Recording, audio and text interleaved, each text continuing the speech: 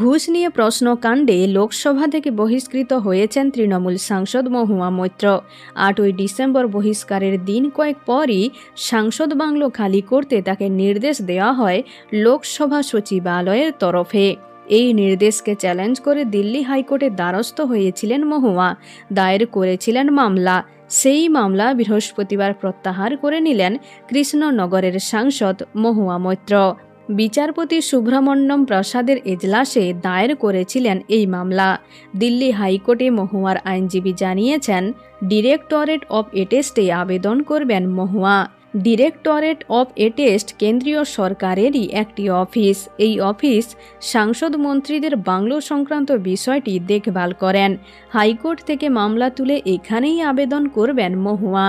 তার আইনজীবী আরও জানান, 2024 সালের লোকসভা নির্বাচনের ফল প্রকাশ পর্যন্ত ওই বাংলোতে যাতে মহুয়াকে থাকতে দেওয়া হয়, এর জন্য আবেদন করবেন তৃণমূল সাংসদ। দিল্লি হাইকোর্টের পর্যবেক্ষণ, তথ্য এবং পরিস্থিতি খতিয়ে দেখে আইন মোতাবেক পদক্ষেপ করতে হবে ডিরেক্টরেট অফ এটেস্টকে। তো বন্ধুরা, এখন এই পর্যন্ত। আবারও দেখা হচ্ছে রাজনীতির পরবর্তী আপডেট নিয়ে। ধন্যবাদ।